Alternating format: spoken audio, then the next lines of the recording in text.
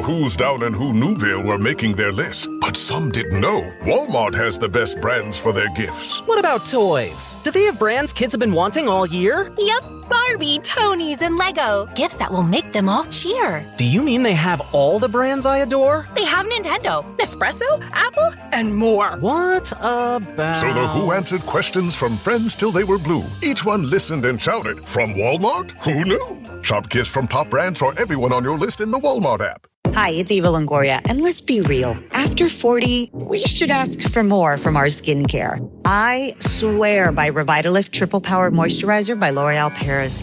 With vitamin C, pro-retinol, and hyaluronic acid, it reduces my wrinkles, firms, and brightens. And it's not a procedure. It's just a hard-working moisturizer. Revitalift Triple Power Moisturizer by L'Oreal Paris. Grab it today in fragrance-free or with SPF 30. Available at your local Target.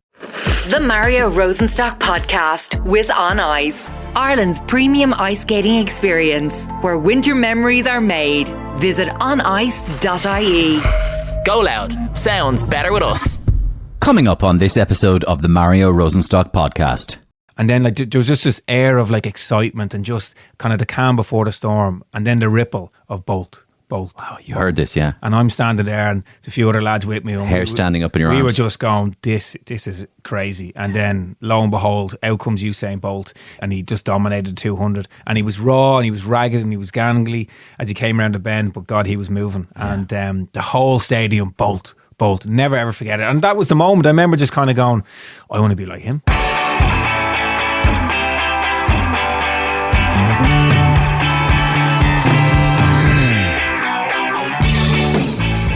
And that was a life-defining moment for a young man who went on to be one of Ireland's greatest ever athletes.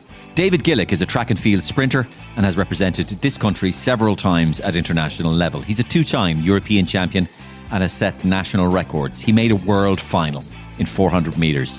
And a couple of those records he still holds to this day.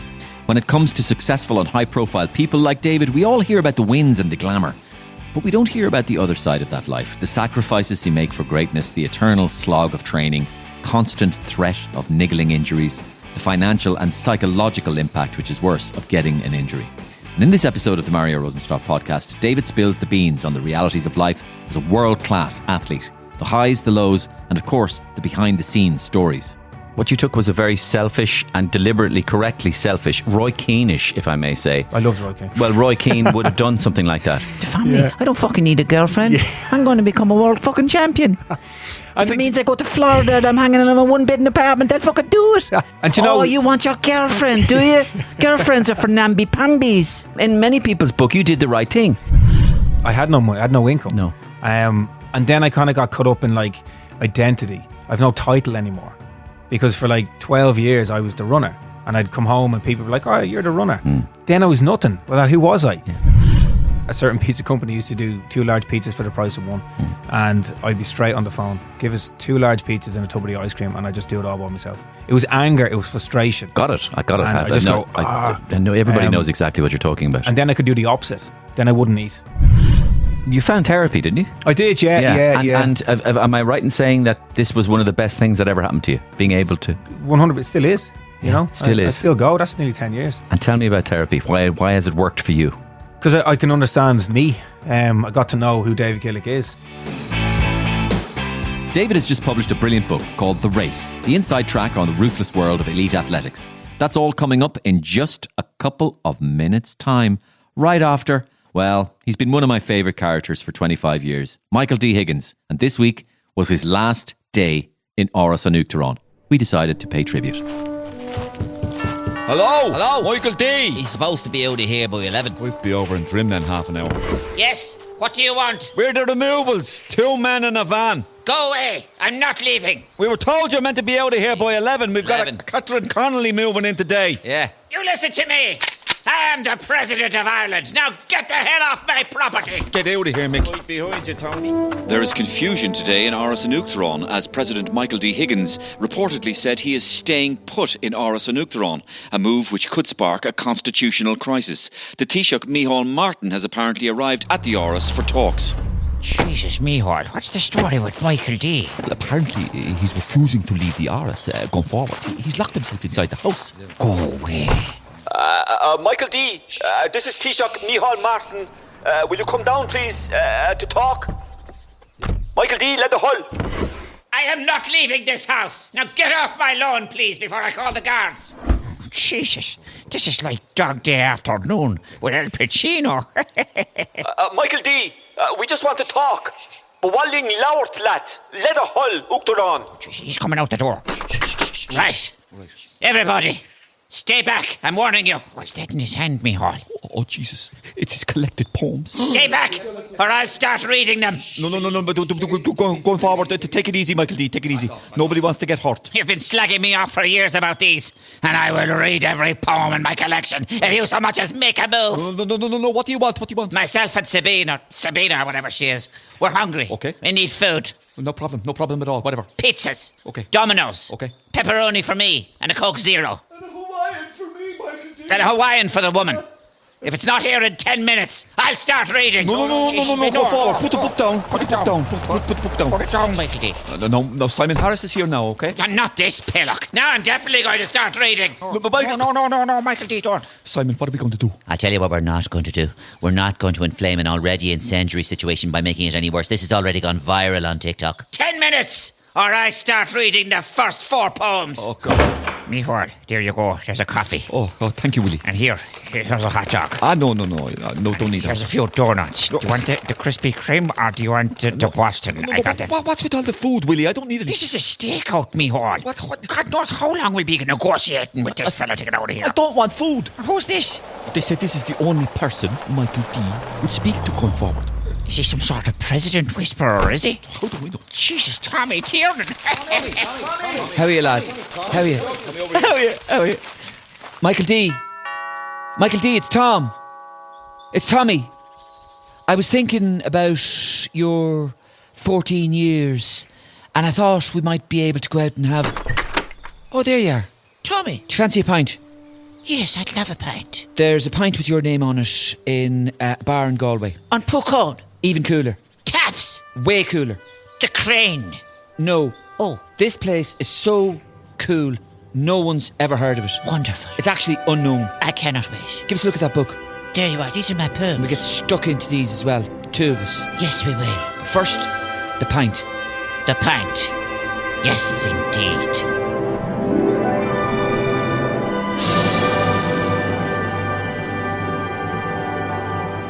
An exclusive comedy every week on the Mario Rosenstock Podcast. And thank you to On Ice, our sponsor for this winter season. Ireland's premium ice skating experience returns and is bringing back the magic of ice skating nationwide this festive season.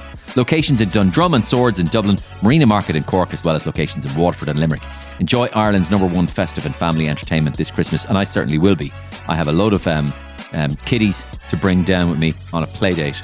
Not my play date, my daughter's play date. And we're going to have fun down there. Grab your tickets now at onice.ie. So, David Gillick is ready and waiting in the GoLoud studio. David became a gift grub character, would you believe?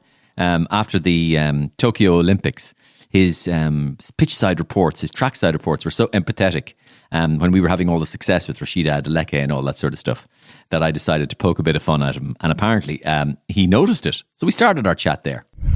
So, Dave, it's always a pleasure to bring a guest onto the podcast who ended up as a gift grub character. Yes. And that happened after the 2024 Olympics, isn't that right? It was brilliant. I was actually away. So my wife's from Sunderland, the northeast, and when I go away, she tends to go over there with the kids and get a bit of help from her folks. And I went back from Paris to Sunderland, and then I start getting all these messages on my phone going, Mario's ripping you. So I was like, what? I take it as a compliment, Mario. So I was straight on to online to try and listen back to it. So I had all my in-laws listen to it, and they couldn't believe it was gas. But it was very nice about you, though. You were wasn't good, it? actually. But it was very nice. It was poking fun at the idea that during your trackside interviews, you demonstrated an awful lot of empathy towards the athletes, and so that I turned you into kind of a counsellor. Step this way into my... I had an office off O'Connell Street, I think. That's right, yeah, and you were going to see people. Yeah, hugging people. Yeah, and I mean, and that's when you jumped from being...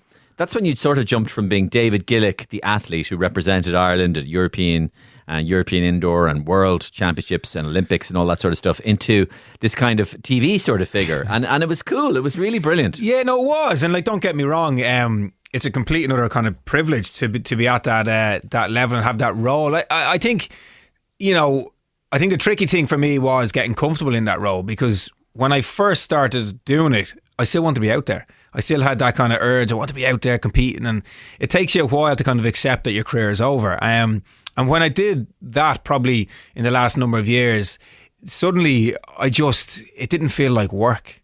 It felt like I was part of it. It felt like I said had a role and a value to give back to the sport. And I think with our athletes at the moment, they're performing really well. It's creating a lot of interest. People are at home are following the sport, and to be that person that they come up to and talk to straight off the track is brilliant. And look, it's never about me. It's not about David Gillick. It's very much about them.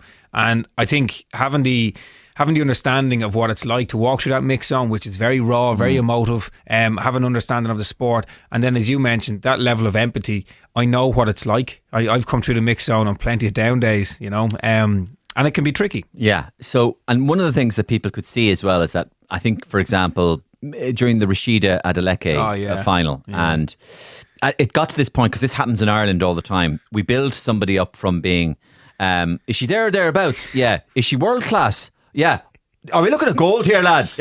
Okay, I'll see you down the pub at 7 to watch Rashida get the gold. Yeah. And then it's kind of almost as if we expect to see her canter in. Yeah. And we forget that it's like the most stacked thing, a woman's sprinting or a men's sprinting, you know. It's just so stacked. And she came fourth, which is an amazing result. It is. But she was shell-shocked afterwards, because even that. And then you allowed her this space. There was a load of pauses in the thing. There was. And you allowed her this space just to almost breathe, and then she began to talk a little. Yeah. It was probably one of the most difficult interviews I have done, for that very reason. You know, there was so much pressure, expectation, and like you said, like, people had literally flown over to Paris just for that race. Like, the atmosphere when she was called out over the Tannoy, it erupted. You know, it was actually quite remarkable to be in the Stade de France with, like, you know, whatever it was, 70,000 people, and the Irish were there in massive numbers. And you kind of just got this sense, like, I hope she does it. Just for the sake of everything, I hope she just gets on that podium. And athletics is such a difficult and tough sport to put it all together when it really matters. And that event, there's just so much depth in that. Like, arguably one of the strongest races in the whole Olympic program. And in fairness to her, she performed well, but it just wasn't well enough and came fourth. And I think the difficulty sometimes is that in athletics, if you don't get on the podium, well, then it's all a failure. And I think that's unfair. I think you have to look at the context around a performance and what that means for that individual. And she was extremely disappointed, and I knew she would be. So she comes up to me, and I could see straight away that, you know, she's shell-shocked, and like, body language tells me an awful lot how to lead into that conversation. So she comes up, and my first thought was like, God, she's very tall. Even though I know her, she's very tall. And I'm looking at this fixed microphone thinking, there's no way that microphone's going to pick her up. So we start anyway. I have a microphone to me, and usually you'd be lollipopping, like, I talk, put it over, they talk. And I ask a question, and I don't get a response. And I knew there and then, she's really struggling. She's struggling for the words. And this is the thing about the mix zone. Like, I'm asking them questions 60 seconds after they've raced in some of the biggest moments of their career. They haven't even articulated what's just happened. You know, it's literally just raced over, hang on, wherever they haven't processed it. They haven't processed it at all. And in my head, I was thinking, she's just going to walk. You know, I thought she might go F you and just walk, because and it's not directed at me, it's just how she feels. And I've been in those situations, but I tried to just give her a bit of time. I could see she was struggling. I could see that she hadn't even just articulated, comprehended what had just happened. So I just tried to fill in the blanks a little bit and just kind of just tell her that, like, look how far you've come. You know, this isn't going to define you. You're young. You know, you've had an amazing season, blah, blah, blah, blah. And then slowly but surely she began to talk. And she just settled in and got a little bit more comfortable about kind of, okay, what had just happened. And as time went on in that interview, then she was able to put words together and express how she felt. And later on, I'm going to talk to you about Irish athletics and the prospects we have, and people like Rashida and all that, and what a kind of a little mini golden age we're going through. Absolutely. And maybe even entering a slightly larger golden age, which has just occurred kind of just after you finished. Yeah, in which case we kind of would go, well, wouldn't David then have thought it would have even been better if he was around now, because he possibly would have then pushed himself onto the podium because of the increase. There may have been a little bit of a better infrastructure for you. Infrastructure, technology, it all plays its part. Yeah. Yeah. So let's go back to you. You always wanted to be a sports person? Yeah, I think as a little kid, like I grew up in a house that was full of sport. You know, my mum participated in basketball. She was on the first Irish women's basketball team back in the 70s. She then kind of would have went on and officiated, refereed, all that sort of stuff. My dad was into sport. I'm the youngest of four. My brothers, my sister, they all participated locally in sport. So it was just in the house. Like, it was just something that we did. And were you good? I was fast, yeah. So you and did you know? That's an interesting thing, isn't it? Speed. Yeah. So you became very fast, but were you always fast? Yeah, I think I was. Is that? Do you know? Does that happen to athletes? Are athletes always fast? Yeah, I think so. I think in terms of like, I know it sounds like a stupid question. No, you're right. Was Usain? Well, I think yes, with Usain. Yeah. Well, look, because when we see clips of Usain Bolt when he's 15, I think. Well, I saw and him. He's already 6'2" or 3. I saw him race in the World Juniors in 2001 when I was pushing 19 and he would have been 2 years younger. So he was pushing 17. And he won the 200 metres at the World Juniors. And he was like against kids that were like teenagers 2 years older. He was ridiculous. And he was ragged and raw and gangly and all those things, but he was able to move. And I think in a sprint event, you'll see that with kids. I coach kids locally as well, and that you can see who has that fast twitch fibers, base speed, and then over time, then you can see who has the engine. So, and the engine might be more kind of middle to long distance, So you can see these things kind of pretty early, but you also want to give kids the opportunity to try everything. Yeah, I was the fastest in my class in primary school, and I raced the car home from the local shop one day. I always remember that. Yeah, apple drops in my hand, quarter apple drops. Used to get in the shop. What was the car? It was a small little kind of duck egg blue. It must have been a Fiesta or something. And there was a fella in it with long hair. Yeah. And I remember he started the car going down the road, and I start running, and then he looks over his shoulder and he sees me, and he's kind of going a little bit faster, and I'm legging it beside him. I always remember that, and he was kind of looking at me, outrunning the cops, teenage drinking. There was an element of that, yeah. Drinking cans in the park. So we used to stand at a laneway. I won't name where, but we used to wait, and then it was 6 for a fiver back in those days. 6 cans for a fiver. Yeah. So we'd wait. I was a Linden Village man myself. I did Linden Village, but it used to come as a 2 litre. And that's right. I couldn't have stomached that. It was a Dutch Gold. The Dutch Gold. The Dutch Gold. But the where we used to get it from, you get someone to go into the shop, you come back, and then we'd get the cans, and you'd hop over a little fence, and you'd run up through a school, because where we were trying to get was the farmer fields, up the back of kind of Ballantyre area. Okay. And I'd leg it up, and then the odd time a squad car might appear, and I'd be gone. And the other lads left. I'd be like, see you later, lads, I'm out of here. Every man for themselves in those days, That's funny. They were great, like fun times and all that, and like people always ask me about my, the sacrifices, did you miss out on stuff? And I don't really think I did. I think I had a good upbringing, plenty of friends, the social element, and as I got a little bit older, then that's when I kind of decided I want to give this a real go. You were doing an interview with Matt the other day, and it was really, really compelling interview. And I think just back to Bolt there. I think when you saw Bolt in that race, was that was the moment that you went, this is what I'm going to do. And was it there, the crowd shouting Bolt, Bolt? Like, it was such an experience. It was the World Juniors, and I actually didn't qualify as an individual. I missed the qualification time by about 0.4 of a second for the 400 metres. So I didn't get sent as an individual, but they sent a relay team, a 4x400 metre relay team, and I was selected on that. So we did okay, got knocked out in the semi-finals, and it was on the Saturday night in Kingston, Jamaica. Now, athletics in Jamaica, particularly at junior level and schools level, is absolutely huge. Absolutely. Like, it's massive. They have it's their national sport, I think. And they have a national school sports every year, which is jam-packed and full of talent. Stacked. All the American colleges come down to try and kind of like scholarship-wise, who can we take? Okay. So at that level and that age, it's huge. And huge money involved. Big money. This is where, like, opportunities in terms of education and even the future kind of like longevity in that career of athletics can be made at junior level. So we went over there, and on a Saturday night it was a final of the 200 metres, and I'll never forget, like, the bus pulls up and there was literally people everywhere, and they're all wearing the Jamaican France 98 World Cup, because Jamaica were in the World Cup back in '98. Yes. So it's only a couple of years after. Everyone's wearing all this, like these jerseys and all that, and they're climbing over the walls into the stadium, over the gates and over the wall. I've never seen anything like it, and it was packed.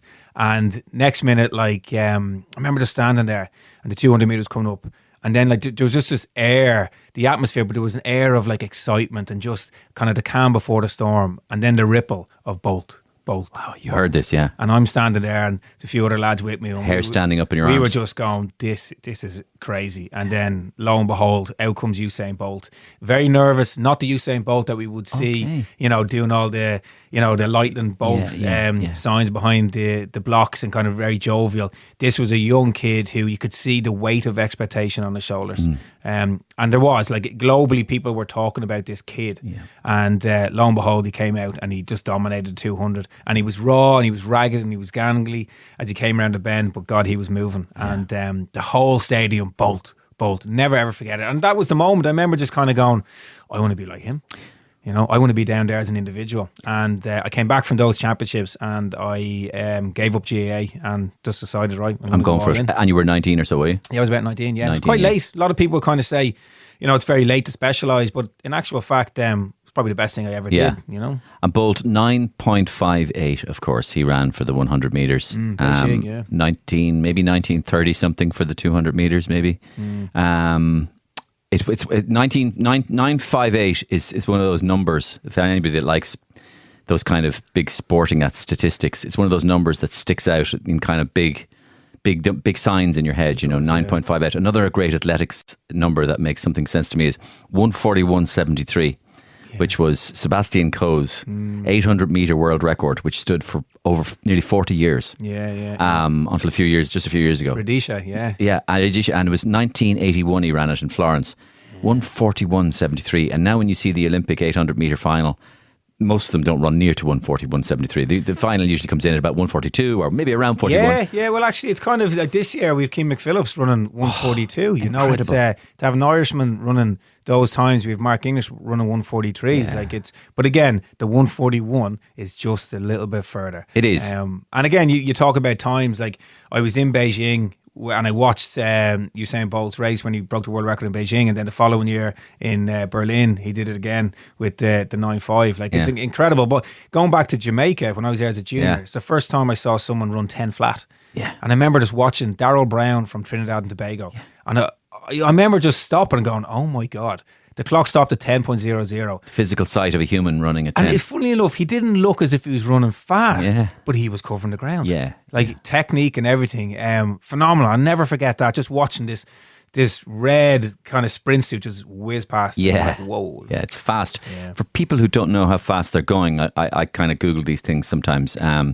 The fastest I ever ran on a treadmill, right? Just in my 40s, I was just trying to get into a bit of shape, and I was running, I would be running for like 17 kilometers an hour, but only for like 30 seconds before I jumped down to 15, and then catch my breath. And this is like interval training, and then jump up to 17 kilometers an hour. 17 kilometers an hour.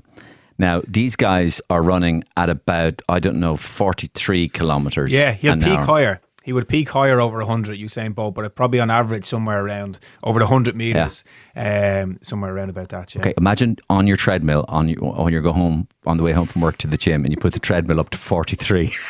Try it. Just make sure you have health insurance before you do that. Exactly, So anyway, so one of the most I love play tennis. I play tennis, and so I've had Conor Nyland on twice. Brilliant. And Conor has written a great book, The Racket. It actually, to give Conor his dues, I read that book and that inspired me to do mine. Absolutely fantastic. Now, I have to be clear about this because Conor was the top Irish tennis player. But in world terms, Conor wouldn't mind me saying his highest ranking was 129. And I want to separate this. Tennis is a global sport. Athletics is a global sport. It's an individual sport. Tennis is a global sport. You made a world final. Yeah. You made a world final in, let's face it, a sprinter's sport where they're all black Americans, basically. Yeah. I mean, there's the exceptions. But the exceptions, the stackage on the black Americans alone is unbelievable. You could just have, maybe 15 of the top 20 in the world, 30 in the world would be in Black Americans. Yeah. And you came 6th in a world final as an Irishman running a 400 metres. And just before you did that world final, you had run 44 seconds, 44 in the 44s. And that's, of course, a big milestone in breaking the 45 barrier. So you can congratulate yourself on having been really good. Yeah. That day, you were 6th in the world. Yeah. And that is the World Championships, which is the equivalent to the Olympics. Same thing. Yeah, absolutely. And I think the biggest thing about that year was I went to Beijing and I ran crap. I didn't even get out of my heat. I ran the slowest time of the season in the Bird's Nest in my first round in the Olympics. And I was devastated. I was gutted. The pain of it, you just want, get me out of here. And I think roll on 12 months to Berlin. I think the biggest thing was how far I came in 12 months to go from a first round dropout to make a final, and everything that went into that. Was your body at that point in peak form? Were you on peak form? Yeah, in Berlin. What age were you? I would have been 26. Okay. Yeah. Some people would say you've still got a lot more left in the tank. Yeah, 26, 27, probably. Yeah, pushing probably 27. And it was do you know what it was? It just felt that whole year I was present. I was in control. I was relaxed and I was content and I was happy off the track. I was happy on the track.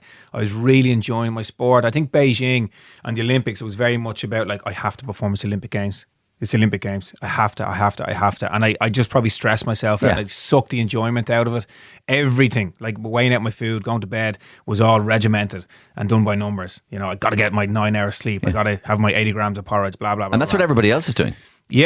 Yeah, but it's getting that balance of enjoying it and not putting too much pressure and rules and regs around you. Some people's personalities can work differently within those confines. Yeah, 100%. And I think that's what I took away from 2008. I was like, look, David, if you're going to have a career in this and go on for another couple of years, start enjoying it. Yeah, so apart from the fact that you didn't deal with 2008 and you did deal with 2009, and that people deal with it in different ways, what's coming across here as well, and from what I heard with Matt, is that your personality type, your personality kind, often didn't really maybe help you in your thing. That when you didn't perform, you became very angry at yourself. You became, as you said, a pain in the hole, right? Complete pain in the hole. And then subsequently, that followed you into after the sport. This difficult period that all these athletes have after the sport, when you die for a first time. They say you die twice as an athlete, once for real and once when your career is over.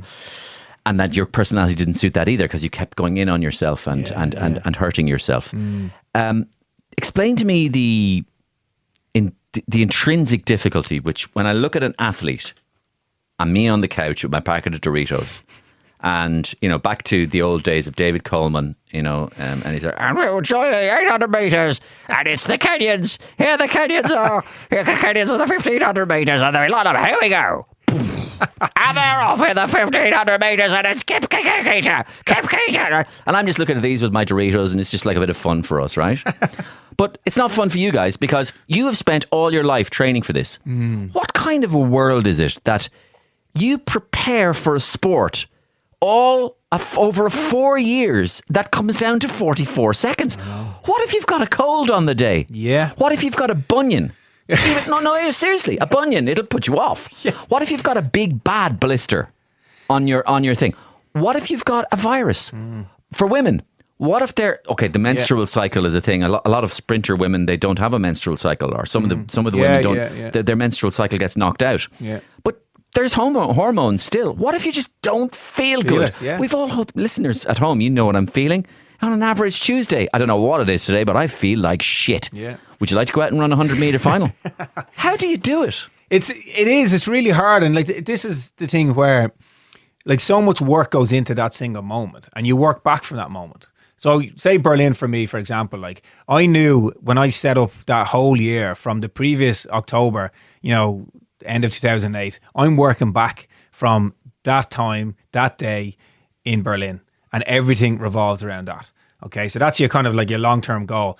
And then you're working towards that. And even as it gets closer to it, you try and control is the wrong word, but you will look at aspects of your game where, okay, I can manage this, manage that, from rest, recovery. But it has happened. I've been at championships where people have woke up with the flu. You know, I was in London, covering London for the Worlds, and the neurovirus broke out in the hotel. So half the people got sick, you know, and that's just how unlucky But that's it a disaster. can be. Complete disaster. And, you know, again, that's where, like, mentally, physically, emotionally, all these things, you try and manage them as best you can. You take away the distractions, you try and control the controllables, all these cliches, but in reality, that's what it's all about. And you try and work back from that key moment and try and just manage everything as best you can. And also, you know, you have to get to a point where, like, the work is done, the computer's programmed, you know, and that's where tapering comes into it. You know, where you're kind of not wrapping yourself in cotton wool, but you're definitely looking at, okay, now's the opportunity to recover, relax, you know, de-stress, all of these things. Do you know the idea of what I just said to you there? Oh, I feel terrible today. Yeah. Now, you don't necessarily have the flu, but you're just flat. You're flat. Yeah, just lethargic for whatever reason. You know that feeling? Yeah. Now, I'll reverse the question. Has it ever happened that you woke up one day, you felt crap, but actually you went out and you ran well? Yes, that has happened. Has it? Yeah, that has happened, even as a young kid. And that's where it's kind of really interesting from the psychology aspect, that sometimes you can feel that's a way of, like, the nerves. You just feel a little bit flat, a little bit lethargic. But actually, you're ready to roll. It's like kind of, it's almost... Your brain's kind of tricking you in many ways. And also the other aspect at times can be that if you remove all the doubts and you remove all the barriers around it and you just actually go out and run. And this is something that I think I learned particularly later on in my career, was like, you know, stop trying to be perfect in a race. Just let it happen. You know what to do. I have a similar thing with writing sketches. Yeah, and I learned this a long time ago, and it freed me a lot. Early on, and when I was writing sketches years and years ago, I used to think, oh, I have an idea here. Okay, David Gillick does something, right, or meets Michael D. Higgins. But there's a perfect way to write this sketch, and I have to find it. And I don't know if I'm going to find it today. I hope I can. Yeah. That's wrong. Yeah. Right? What I ended up saying was, years later, no. David Gillick meets Michael D. Higgins. There's a million ways that this sketch will be brilliant. Yeah. Just go for it. Yeah. Just write it, because your idea is good enough. Yeah. Just be it. Fluid. Go for it. Write it. And so therefore I behave on automatic and go, it's not a mathematical equation. This is creative. Your idea is good enough. Just follow through on it. And what you're saying with the running is just run. But even the words you use there, like, it's fluid, it's relaxed. You know what to do, so just let it flow. Let you do your thing. Exactly. And that was something from 2008 and 2009. Every time I set foot on the track, I wanted to run a 44 seconds. I was forgetting about the actual 400 meters I had to run. Correct. I was coming to a meter to go, it has to be 44, it has to be 44. And you were looking at the end before the beginning. It took me a season to do that. Yeah. And I remember going to Lanzarote on a training camp and I did a 300 meter time trial. And it was almost like mentally I took the shackles off and I just said to myself, you know, I'm just going to run and see what happens. And I remember my training partner coming and goes, you have it now. You have it. Yeah. You know, it's clicked. Has it?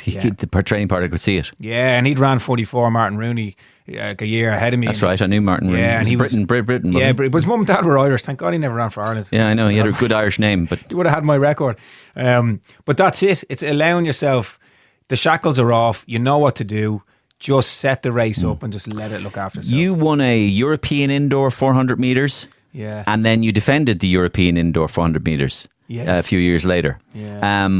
Does it feel really brilliant for you to do your thing and to win? There's an element of, yeah. I'd say... Which do you... Well, the first one... Separate from me the idea of you running amazingly, but not winning, and you winning. So, yeah, I think... And this is where athletics, the context is really important. When you better yourself, so that's why you've always a personal best. When you better yourself, it's a great feeling. Like, you've pushed the dial, you ran faster than you've ever ran before. And I used to always look forward to waking up the day after. And you was like, it wasn't a dream, it actually happened. So there's that immense sense of pride within yourself. There's no fanfare, there's no one kind of banging the drum going, David Gillick's fantastic. It's very much within yourself that, you know what, all the work that I've done, I've pushed the boundary. It's brilliant. I think when you win a race or you win a championship, it's all of that, but there's more. there's a lot more fanfare and a lot more patting on the back. And you could even win a race, a championship, but you haven't ran a personal best. So it's kind of like, okay, yeah, great, I won the championship, fantastic.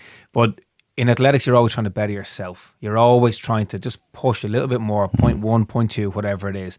And I think one is very much that sense of pride within yourself, and then the other one is very external. Everyone's got that immense pride for you, and it's great to see the flag and all that, and a lap of honour. And like even in my career, like it's great winning those. Probably the first one was a bit of a shock, a bit of a surprise. You know, whoa, hang on, I just won. The second one, there was more in it because I made decisions, I relocated. There was now an element of pressure, a level of expectation. So all of these things come to the fore. So when I crossed the line, my initial feeling was relief. It wasn't about celebrating. It was like, oh, thank God. You know, so that's another element to it as well. Where was I going to go next? Oh yeah.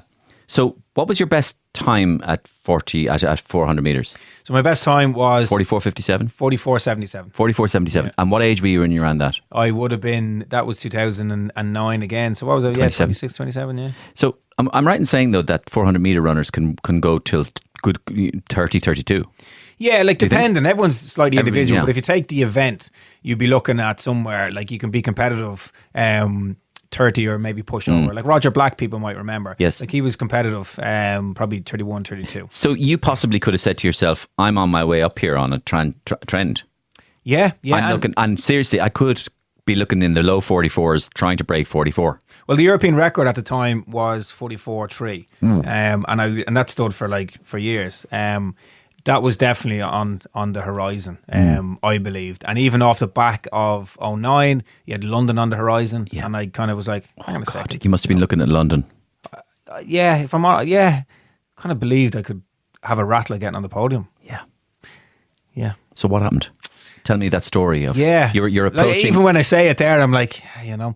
So it kind of grabbed you, didn't it? It did, yeah. Because it's something like London. It was probably the start of the end, maybe. You know, I rolled off 2009, great year. 2010, another difficult year. I was running fast and I was consistent, and that was the big thing. And that's a big thing in sport and indeed athletics.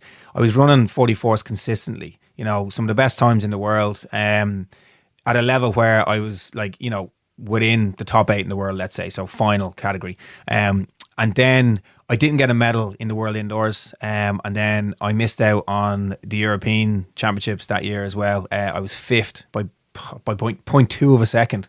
I was raging. And then it was a bit like, okay, do you know what? London's on the horizon. I've 2 years now. If I'm going to make a move to better myself, I need to do it now. So I looked at my game. I was like, okay, I want to get faster. So my base speed, I wanted to improve that. So you're breaking down the race now. And I was always a strong athlete. I was probably more of an 800 to 400 as opposed to a 200 to 400. Gotcha. So Rashida would be very much 200 to 400. So she's got phenomenal base speed. I never had that speed. So it was an area I needed to improve upon. So I think, okay, well, let's look at how I can improve that. Where do I need to go? Looked at various coaches. Again, the level that I was at, I was sponsored by a sports brand. So coaches are then aligned with brands. So there's only certain coaches I can go to if they're the same brand as me. Okay, so I ended up going to Florida, went out there, some of the fastest people on the planet, Tyson Gay at the time, second fastest guy in history. I was in that group, and the main reason was I wanted to push myself, wanted to better myself. 2 years out from London, and unfortunately it all fell apart. I got badly injured. How? I tore my soleus muscle, which I didn't even know I had. In training? Just one day. It was a Tuesday. I remember doing 300s on the track, and it just felt like someone just got a hot rod and stuck it in the bottom of my calf. And I remember straight away. That's near your Achilles, is it? Yeah. It's kind of your gastroc, that kind of big calf muscle into your Achilles. There's a soleus muscle, and it's really deep. It's very hard to treat. And I missed a chunk of time with that. And you're so far away from home. You're isolated. The group that I was in wasn't very social, very transactional. You come, you train, you go home. That was it. I was living by myself. And when you can't do what you love to do, you can't do your job through injury and sickness, I was just sitting around the little one-bed apartment thinking, what am I going to do? And I got very worried. And I can imagine how deeply deeply depressing. That might it be. was, and the week we used to train Monday to Friday, so I'd have 2 days off. I'd have the weekend off, but sure, I'd go to the mall, and it was just so boring. And then I'd come home. I used to get up and I used to watch 3 Premier League football matches, and they'd all be done by 12 o'clock on a Saturday. Yeah. And then I'd go, right, what do I do now? Yeah. And that was the reality. And you ring home and friends or whatever, and they'd be like, oh, Florida, Orlando, amazing. And you'd be going, try living here, different ball game. And it just got a little bit monotonous, very repetitive, and just lonely, if I'm honest, just lonely. And you're trying to recover from an injury. So when you're a little bit down, stressed, you're not sleeping great, you're beginning to get worried about the future, because athletics is very cutthroat. If I'm not running, if I'm not performing, I'm going to lose money. I'm going to lose sponsors. I'm going to potentially lose funding from the government, because it's all done by performance. And if I'm not performing, hey ho. So the reality of that was a kind of the vagaries of being a professional athlete. You just had an injury. It's an injury, yeah. And that began the beginning of the end almost, because that kind of started to ruin your training cycle. Yeah, it did. It kind of massively upset everything, really. I tried to come back from it. I had issues then with my Achilles, and then I raced that season, and I wasn't fit, and I was running 46s, going back to 47s. I was getting angry, frustrated, going back to you trying to do your sketch. I was like, come on, find this. It's got to click. It's got to click. Yeah. And it was going the opposite direction. And then I was in Turkey at a race. I ran 47 seconds, dying a death up the home straight. And I remember just saying to myself on the bus back to the hotel in tears, again by myself, just going, I've made a massive mistake. So I rang my... What do you mean you made a massive mistake? I should have never went to America. Okay. And where would you have gone rather than America? I would have stayed. In Ireland? No, I would have stayed over in Loughborough, where I was in England. Yeah. The thing I didn't value, and this is the honest truth, I didn't value the social element of life off the track. I didn't value having friends, family, a girlfriend, an hour's flight back home to Dublin if I wanted. I didn't put a value on that. I got very fixated on performance. Yeah. I need to run. I need to find point one. I don't blame you. That was... What you took was a very... What you took was a very selfish and deliberately, correctly selfish, Roy Keane-ish, if I may say. I loved Roy Keane. Well, Roy Keane would have done something like that. The family, I don't fucking need a girlfriend. I'm going to become a world fucking champion. If it means I go to Florida and I'm hanging in a one-bedroom apartment, I'll fucking do it. Of course he would have. He would have. Yeah. And you want your girlfriend, do you? Girlfriends are for namby-pambies. Do you know what I mean? Yeah. So you did in many people's book, you did the right thing. No, I did, and this is the thing. But you got injured. I got injured. Yeah, I did, and that was just the reality of it. And you know the thing I'd say as well, I never had a big major injury like that before. I'd never experienced. So that was even hard side. to deal with you. And my training partner in Loughborough, Rooney always had niggles and ups and downs. Even when he was kind of a junior into senior. Yeah. And I look back at that and I kind of go, that's resilience. I don't want to make you angry and I don't want to make you more regretful, but I have the feeling that based on the fact that you were 26 and 27 and you were running 44.77 and that you were running the strongest 400 metres in Europe, that heading into Home Olympics, just across the way, absolutely, in London with Daniel Craig jumping out of the plane and the Queen, and we would have been cheering you on and loads of Irish would have been over there. Maybe you could have done something special in 2012, aged about 30. Yeah, probably prime, it was, yeah. Sad. I don't mean to... Give me those tissues there. No, but again, well spoken. And that's it. And I think time is a great healer, and you look back and, I watched the closing ceremony in London and the Kinks and all playing and stuff like that, and I remember it was like the biggest party. My girlfriend at the time, Charlotte, was working with the British Olympic Association. She was over there, and you're not invited. That's the way I felt. You weren't invited. But look, it's part of sport, and I've accepted. And you know what it is? I don't regret the decisions. I think you have to push. You have to go for it. At that moment in time, it was the best decision for me was to try these things. I know, and that's what you do. I know. And listen, people before you have made the same mistakes. Yeah. And they go, well, you won the gold medal. How did it go? Well, man, I'll move to Florida. That's why. And how was Florida? Well, it was terrible, but we got the job done. Why? You mean we didn't have a good time? No friends. I was in a one-bed apartment, but I was training every day, and my times were coming down. It was transactional. So they got it. So you got injured. Yeah, and that's what happens to athletes. Yeah. Okay, let's get to the really depressing bit. Okay, keep going. When you come out of athletics, yeah. I mean, for anybody who comes out of sport, as I said, it's another death. Yeah, and it didn't really, if you like, it affected you quite badly, didn't it? It did, yeah. No, it did. Talk me through that. well, You've stopped running, you've stopped racing. I guess you stopped training then, maybe, because... Everything, yeah. Well, the way it all happened was quite, like, I kind of said to myself early on in my career, I want to get to the age of 30 and be able to go. I gave it a good lash, gave it a good rattle. And after London, I said, I'll give it another go. We went to Canberra, down in Australia. Got myself back into good shape, preparing for a race. And, you know, by this stage, I was doing it all by myself. You know, sponsors and funding had all gone. I was doing it by myself. And I was enjoying it. And then I tore my Achilles. So that was kind of tough to take at the time, coming back from the previous injury. I remember I had a race in Japan and then boom, the Achilles went. So that was the day I just decided, you know what, I've had enough of this. You know, and it felt easy. It actually felt very easy at the time. Do you know what? I've given it a good lash. Time to move on. And I really thought it was. I thought it was going to be that simple.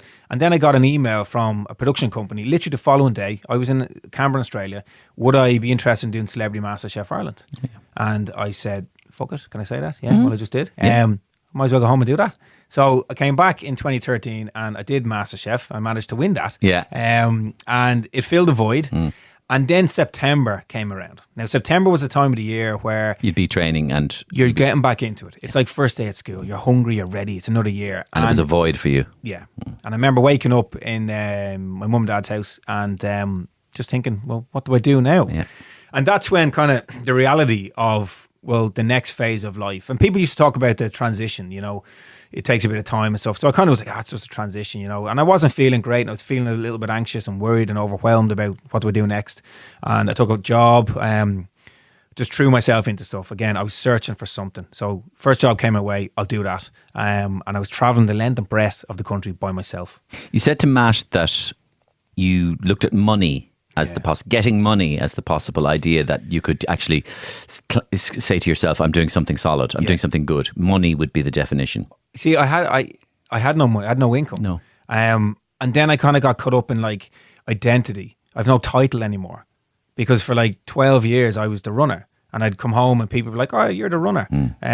Or the chef, they used to call me after Master Chef. Yeah. And then I was nothing. Well, who was I? Yeah. And I panicked and I was kind of going, well, I need status, I need a title. And then I kind of looked at, well, what's success? I got caught up in like, well, if I have more money, does that mean you're more successful to me or I'm more than you? So I thought, I need money. Yeah. So the job came, there was decent money and I said, okay, I'll do it. And the hardest part of that was I was on the road. I was looking after accounts and sales all over the country. So I was driving by myself. And that's where just the pain of everything, the decisions, going back to why did you go to Florida? Yeah. You know, you'd be driving down. Ruminating. Just the whole time and resenting my whole career. Stopped exercising, hated sport. Social media, again, played a role. I used to just gorge on social media and you know, start comparing myself to like rugby players who'd retired and gone on to businesses, and then you're like, David, why didn't you do that? You're an idiot. And this was just constant. And then like binge eating, because my emotions were all over the place. When you say binge eating, that's interesting. How did you? What kind of? I just wanted to gorge. Tell me about the gorging. Gorge on like poor quality carbohydrate foods. Like for example, at night or at night during the day, every time. A good bit, yeah. What's gorging? Tell me what. So I'll give you an example. Like, there was a certain day, a certain pizza company used to do 2 large pizzas for the price of 1, and I'd be straight on the phone. Give us 2 large pizzas and a tub of the ice cream, and I just do it all by myself. And you'd get that instant sort of like, it was anger, it was frustration. Got it. I got it. I know everybody knows exactly what you're talking about. And then I could do the opposite. Then I wouldn't eat. Yeah, I wouldn't eat. And I can remember going over. I was with the in-laws and. My mother-in-law, she'd be great one for kind of putting on a full spread. And I remember just going at it like, and I got fixated on food. Like I'd leave the house and then I'd be thinking about food the whole time. And it was my emotions. I wasn't centered. I was up, I was down. Yep. And even like, you'd be on the road and you pull in for like diesel or something. You'd come out with like 12 Krispy Kremes. And I know what you mean. Yeah, I'm going to do this. I know what you mean. And that was, and like the fact, and I think it was such the opposite of who I was as an athlete, like very kind of, into my diet and all that, you know? In a way, there was an element of you rebelling against your control mechanisms. Yeah, definitely, yeah. You were lashing out, actually. Complete and utterly lashing out. And I didn't know, and that's probably a nice way of putting it, because the lashing out then, it was all, I suppose, directed at myself. Like to be blunt about it, I hated myself. That's just the best. I absolutely despised who I was and who I became. Yeah. I used to idolise my past. I used to be like, I can't believe David Gillick used to run in front of 50, 70, 80,000 people. I had motivation coming out my ears. I was so determined.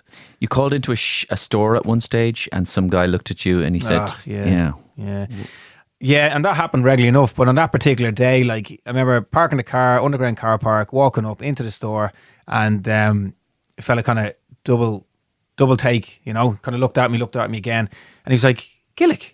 And I was like, yeah. And he goes, you ran 44 seconds.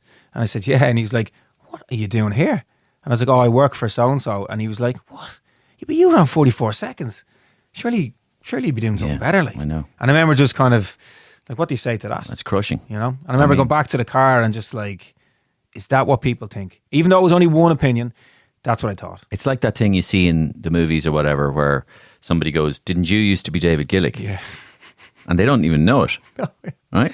Didn't you used to be David Gillick? And that's wrapped up with your identity there as well. Yeah, big time. It's crushing when that happens, and of course your identity is. And that's what I thought people then viewed me as, like, you know, a failure. That's what I thought. Yeah. Because, and I even put it on myself. It was like, well, if the next phase, my next phase of my life has to be as successful as my athletic career, and if it's not, I'm a failure. Yeah.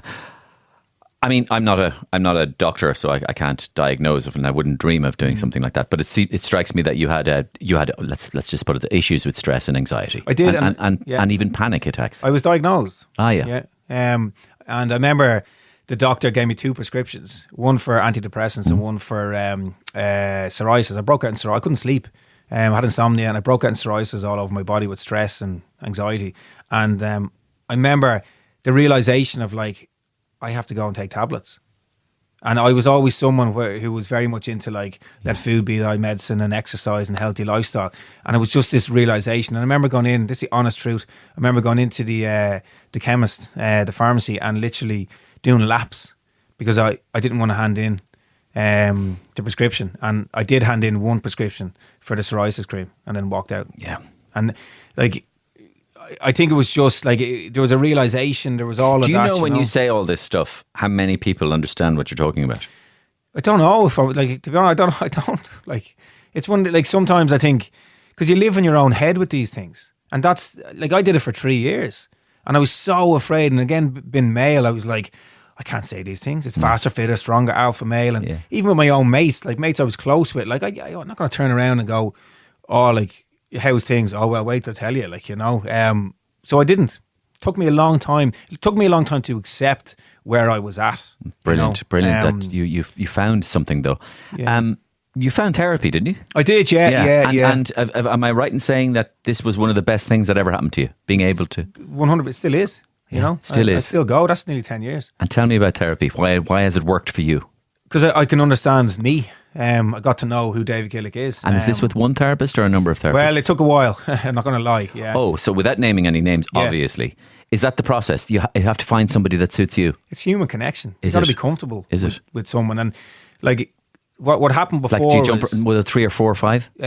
Probably 5, 5. I think it was the 5th person that I felt, okay, I'm comfortable. Well done. And this happened over a period of time. So you stuck at it? I stuck at it, yeah. Well, like I went through a few people that it just didn't feel right. Yeah. Simple. I just knew it. I didn't feel right.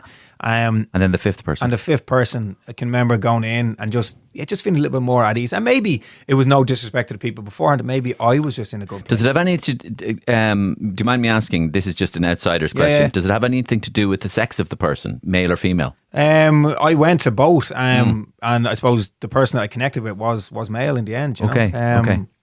But I don't think that really matters. Okay. I think it's more down to how you feel in that moment. Yeah. And in my experience, it was a male, and I just felt a little bit at ease. I just let it all out, and there was no sort of overanalyzing. It was more like. And does this therapist, again, confidentiality? Does this therapist, because you know the way you see the cliche sometimes of the therapist going, you know, the therapist is falling asleep on the couch while you're just going, anyway, then I had another fear there, the ghosts, and the fucking therapist is asleep. or does this therapist speak to you? Yeah, we would chat, and it's interesting because it's a really good question, because you do look at like the movies, and I'm lying on the couch kind of flaked out, you know. No, it's conversation. What always struck me about this individual was like I'd go in and I'd talk, and they'd be listening, or else they'd interject, and they'd kind of, why do you feel like this, you know? And you'd elaborate a little bit more, but there was never any notes. And then I'd go back in the following week, and they'd know everything about the previous week. I've even forgotten about what I spoke about, you know. So they'd know, you know. So obviously afterwards they're kind of writing down things, but I always felt, it just felt like a conversation, but also I think they're quite... Well, that's reassuring that they knew. Yeah, I know, yeah. So, sorry, what's your name again? Yeah. And then worse, Jesus, you used to be David Gillick. Yeah, no. Or at worse, your therapist, Gillick, you ran 44 seconds. What the fuck are you doing in here? Get your head together, you loser. And you know, it was like, it was just a nice environment, to be honest, and kind of like just felt relaxed, and they would listen and they'd interject and they'd ask certain things, and like even what I used to always like was like, I can't do this, you know, and they were like, well, why can't you? Like, so I had a real issue with, right, I worked Monday to Friday, and then because of the whole MasterChef thing, I was like, I gotta do something on this. This is a platform, I gotta use it. So I'd be doing stuff on Saturday, flipping pancakes on a Sunday, and then get up on the Monday. It was 7 days a week, and I was wrecked. And then Oscar was born, our first child, and I was like, you know what, I need to slow down here. So I took a Monday off. Right. By this stage, I was working for myself. I was like, right, okay, I'm going to take Monday off, and I needed to slow down. And when he was born, we put him into creche for like 4 days a week, and I took Monday with him. And I needed to just take the foot off the pedal a little bit, because I was run ragged. And I remember saying this to my counsellor at the time. I was like, I can't do that though. And he was like, why? I was like, it's Monday. Like, everyone's going to work, and I can't. You know, like, people would be looking at me going like, oh, what's he doing? And this is where he would challenge me on it. And he'd be like, but did you work the weekend? I was like, yeah. He goes, well, what day? I said, both days. And he's like, so you're not entitled for a day off? And like, these little things, then you kind of go, and look, I'm not saying, I had the luxury of taking a Monday off. But so in other words, in your case, sometimes the therapy consisted of a little bit of practical life coaching. Big time. Yeah. Yeah. Just would kind of challenge my school of thought, you know, and the voice inside the head that be saying, you can't do this. Like, even certain times, like, you know, like I remember I didn't want to go outside and cut the grass because I was afraid of what other people, you know, if it was during the week, they'd be like, oh, Jesus, Gillick's cutting the grass on a Tuesday. Like, must be tough. Things are going downhill. Because everybody around here, it's only Saturdays we cut the grass. Losers cut the grass on Tuesdays. But I was very concerned about what other people thought. Yeah, you know, very much so. Yeah, and it took a while and a lot of work. And as the therapy helped you with not caring so much about what people think. Yeah, and saying no to things as well. Oh, that's really important. Yeah. That's really important. That's a lesson we all learn, David. The ability to say no. We never want to say no, do we? And then you have to learn how to say no. And why do you think I'm here, Mario? What? Yeah, well, you said no immediately. You say, no, but the saying no is so important. And people don't realise that when you say no, that it isn't just good for you, it's also good for them as well, because people have a lot more respect for you sometimes when you say no, especially when it's the right kind of no. Absolutely. Yeah. And but some of us want to be people pleasers too much all the time, and I'm a bit like that myself, and so I've had to learn to just to do my own thing sometimes and go, no, I'd love to do this, but I can't on this occasion, and all that sort of stuff. Brilliantly told, well done. You're great at talking. I mean, obviously, like. You know, you've had a good experience with it on the couch of talking now. You know, you know, so this feels like therapy. It is. But what? So it's just called counselling. Is it that what you took? Yeah, just counselling. Yeah. So there's an element of like cognitive behavioural therapy and probably different things that they might be doing at different times. Yeah. But for me, it's excellent. It's just therapy. It is. It's probably one of the best investments that I've made myself, and it's made me a better parent, a better husband, you know, and like more centered, and even spotting the little triggers. Like, I know now when I get a little bit anxious, a little bit stressed, what can I do? I can go for a run. You know, I can eat something healthy or cook a nice dinner, something that actually I feel good off the back of it. Yeah. You know? I mean, how more of us don't go off the rails much more is surprising. Yeah. Honestly, it is. Yeah. You know, how we all hold it together. But I think we don't actually hold it together. We bottle a lot of stuff up. I think a lot of us secretly, I'm using this as more of a metaphor, but cry ourselves to sleep at night because we hold up a front during the day, and then at night when it comes, we crawl under the duvet and we fret. And that's exactly the way it felt for me. I'd leave the house, I'd put the mask on, and I'd be the person that I thought I should be, and jovial and happy and all that sort of crack. I'd get home, the mask would come off, and then you see the real David, who was just so tired. Yeah. And that's of those couple of years, my overriding kind of emotion and feeling was just tiredness. I was so tired. Now, I might be jumping in here in a slightly inappropriate place, but it strikes me that through all this sort of stuff, right, you have to have a very, very considerate partner. Yeah. So credit to Charlotte. Credit to Charlotte, because through all of this, there is always somebody who has to deal with the pain in the hole. Yeah. And I certainly, for a long time, was a pain in the arse. And even with the book, I remember telling her, right, Charlotte, I'm going to do a book. And she was like, oh my God, are you serious? And she's like, and what are you going to say in it? I was like, I'm going to say everything. She goes, oh no, you can't do that. And then it took her a long time now to start reading bits, because she was with me through everything. Yeah. And in many ways, like when it was all done and dusted, I did turn to her and go, do I come across like an arsehole and you come across like the star of the book? And she does. She's an absolute saint. And Charlotte, well done, Charlotte. If you listen to this podcast, Mario here, well done. You've turned him into an exemplary figure. He's fantastic now, right? And you've moulded him beautifully.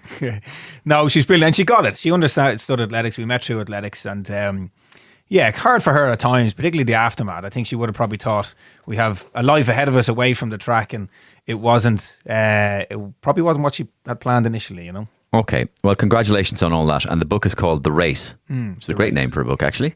And it has a picture of you on the front, but you're not in triumphant mode. You're kind of lying on your bum on the track just after a race, and you look exhausted, but you also look perplexed and. Exactly that. But so it's a good picture. We stewed over the picture. Originally, they wanted a big kind of nice, bright me, victorious looking, and I was like, that's not the reality, you know. So we went with this one, and that's a picture of me coming in the European Championships. Yeah, looking a bit dejected. Yeah, and so we come full circle, because not only are you doing this book and it's going very well. Although you're up against stiff context with Miriam O'Callaghan out there, she's going to blow all you out of the water. You know, it's the real race is about me winning. You know, I mean, it's all about taking part. Fuck that. It's about me winning. Miriam's so competitive. She should have been an athlete. You know, a pole vaulter or something. She could have jumped over RTE, but she would have been brilliant at the pole vaulting. David, listen, it's been an absolute pleasure talking to you, and we're going to give your book a right good plug, and hopefully everybody goes out and buys it. If you enjoyed The Racket by Conor Myland, you would really enjoy The Race. David, thank you. Thanks, man. And my thanks to David Gillick for coming in and telling me his fascinating story. Reminded me a little of the Conor Nyland story many months back. And if you want to scroll back, you can get fascinating interviews on tennis with Conor Nyland, who wrote that fascinating book, The Racket, which I enjoyed immensely. My thanks to On Ice, of course, Ireland's premium ice skating experience, for being our great sponsor. But my main thanks to you, our listener. Please tell one other person about this podcast if you enjoyed it and you might recommend it. Thanks. See you next week.